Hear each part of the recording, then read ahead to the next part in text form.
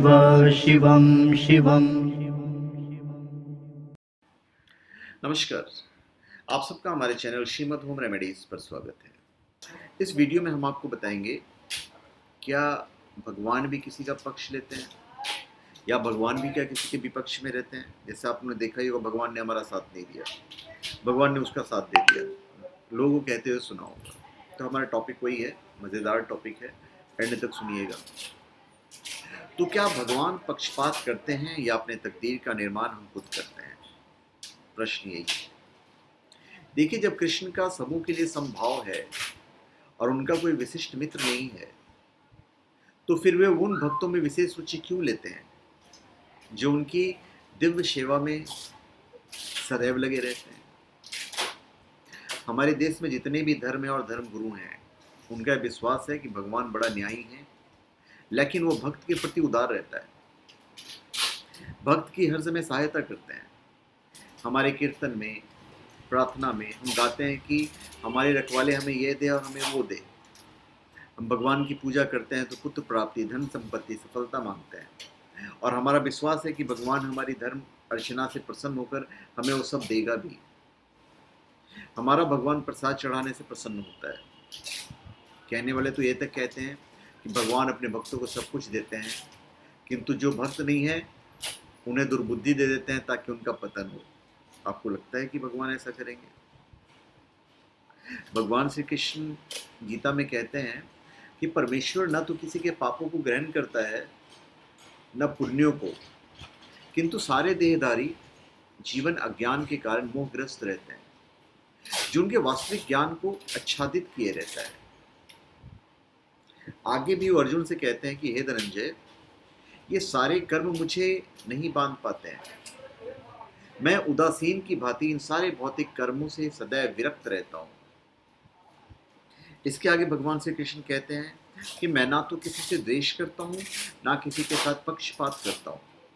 मैं सबों के लिए समभाव हूँ, किंतु जो भी भक्ति पूर्वक मेरी सेवा करता है वो मेरा मित्र है, मुझ में स्थित रहता है और मैं भी उसका मित्र हूँ। भगवान श्री कृष्ण ने ही कहा है।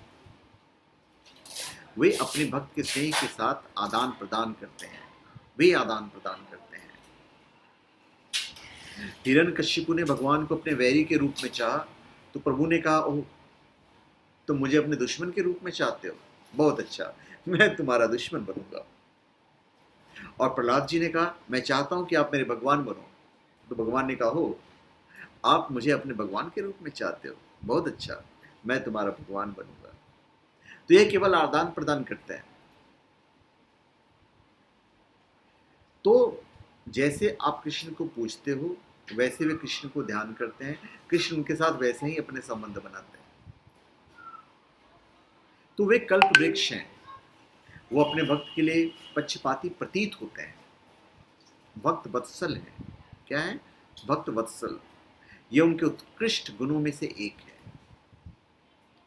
तो भक्त वत्सल भगवान का उत्कृष्ट गुण है। वे अपने भक्त के प्रति परम दयालु।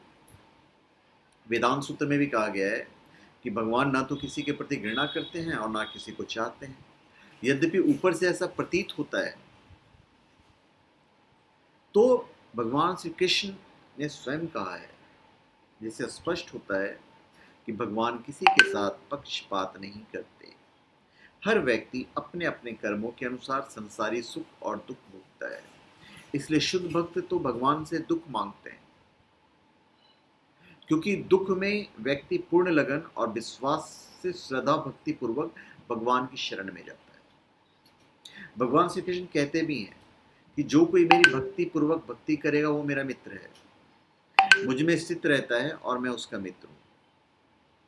तो भाई, कौन है भगवान का भक्त? अब प्रश्न ये है कि भगवान यदि पक्षपात नहीं करते तो वे भक्ति करने वाले को अपना मित्र क्यों घोषित करते हैं? अपने भक्त के प्रति क्या यह भगवान का पक्षपात नहीं है? किंतु भेदभाव नहीं, यह तो सहज है। इस जगत में हो सकता है कि कोई व्यक्ति अत्यंत उपकारी हो, किंतु तो भी वह अपनी संतानों में विशेष रुचि लेता है।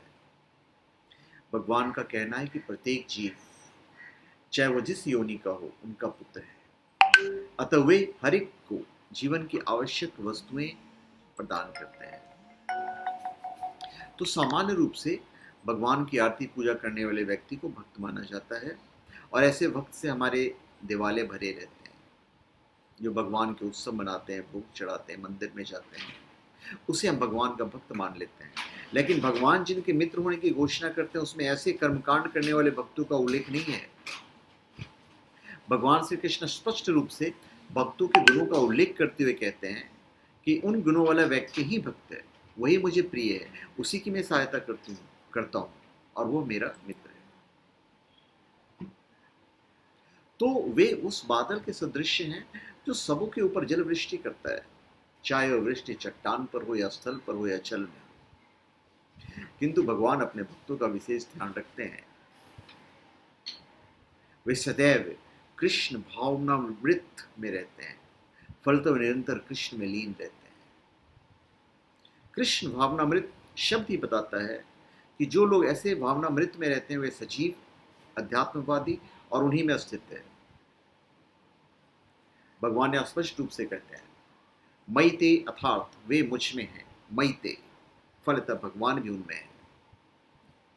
इससे ये यथामाम प्रपदन्ते तास तथैव भाज्य की भी व्याख्या हो जाती है।